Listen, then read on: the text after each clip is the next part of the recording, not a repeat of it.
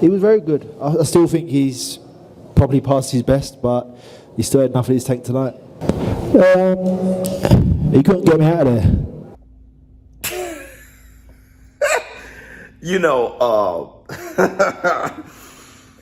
Yesterday I made the video about Canelo Alvarez. Like, it's official that Gervonta Tank Davis is the face of boxing. Let me tell you where Canelo Alvarez is right now. And before I tell you that, I was out yesterday, all yesterday. It was beautiful outside. But every so often I go into the comments of that video. You know that scene on Christmas Vacation where Griswold comes downstairs, he looks in the kitchen, he sees the just commotion and mess, and then he just walks away. That's me. I open up the comments, I see, and I just like, what the hell? I just walk away. Let me tell you where Canelo is, all right? John Ryder was right. John Ryder fighting Canelo and saying what he said, he's not what he was, okay? And he was in there with him. Out of everyone to get a close view and assessment of Canelo, John Ryder is the right guy to ask.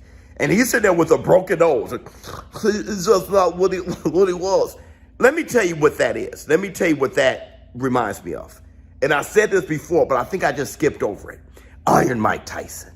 Bro, I remember when Iron Mike Tyson was whooping the likes of Buster Mathis Jr., knocking out Frank Bruno, that second fight, just running through people's steel, okay?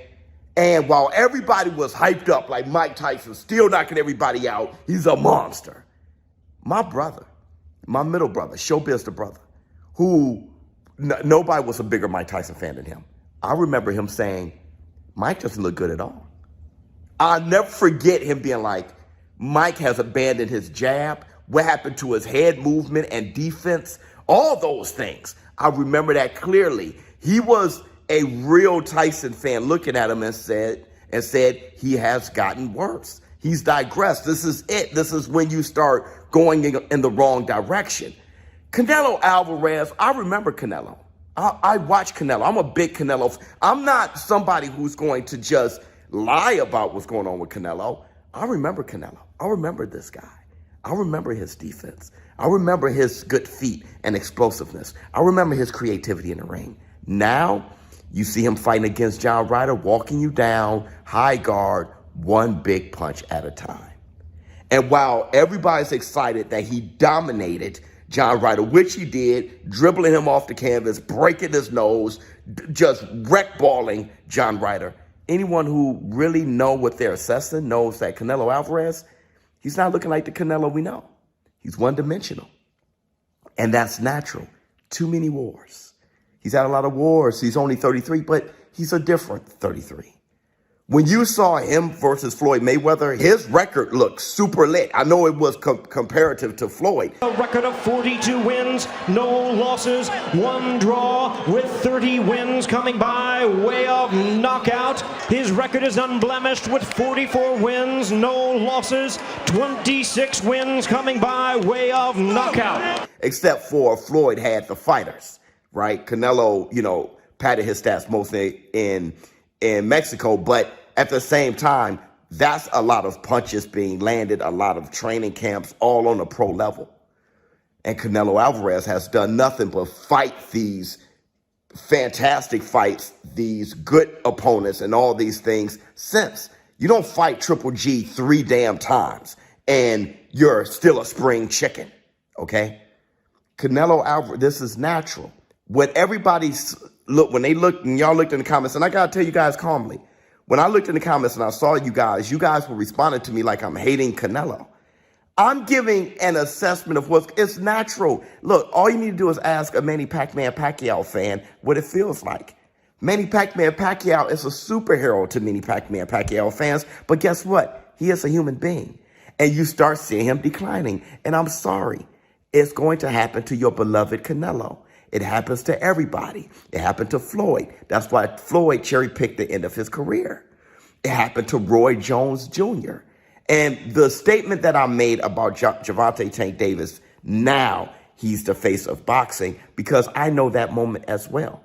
I remember Floyd pre-Oscar De La Hoya And I remember him during and post Oscar De La Hoya. See, Floyd Mayweather was always Floyd Mayweather, but he was totally outshined by Roy Jones Jr. Floyd Mayweather wanted to be a big money fight. He needed that guy. And it doesn't work if you are a fantastic fighter and then you get put on a big stage and everybody sees your talent. You don't go straight down after that. That's why everybody keeps saying, hey, what are you going to do, ShowBizz, when Gervonta Tank Davis gets 200,000? That's highly unlikely unless he just totally fumbles the ball.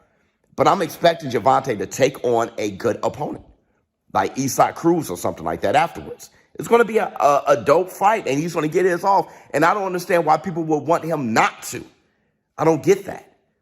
This is that moment.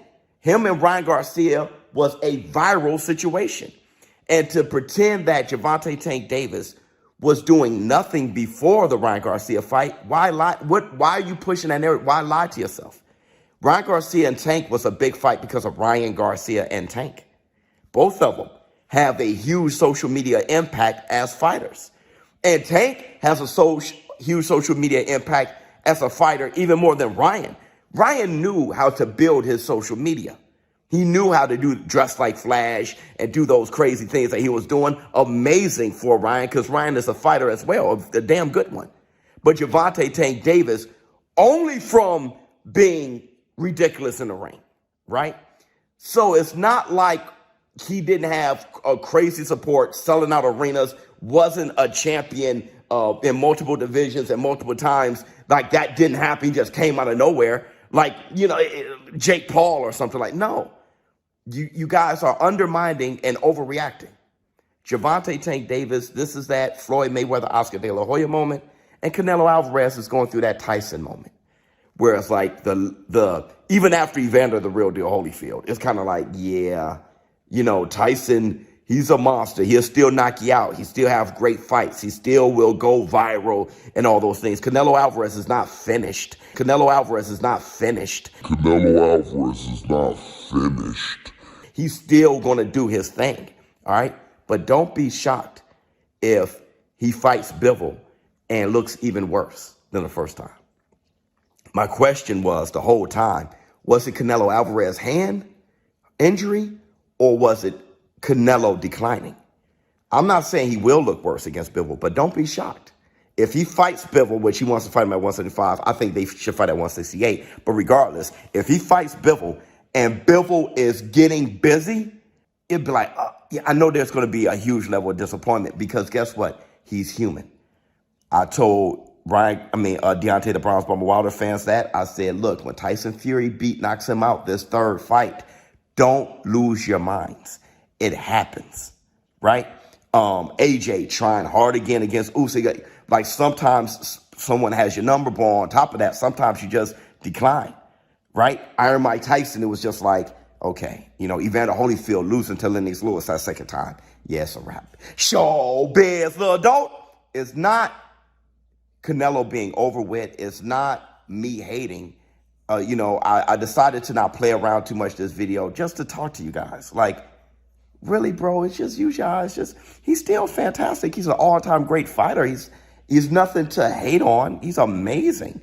It's just after 60-something plus fights and stuff like that, this is expected. It don't trip. It's not a crazy take. It's very common sense if you know boxing. I'm out.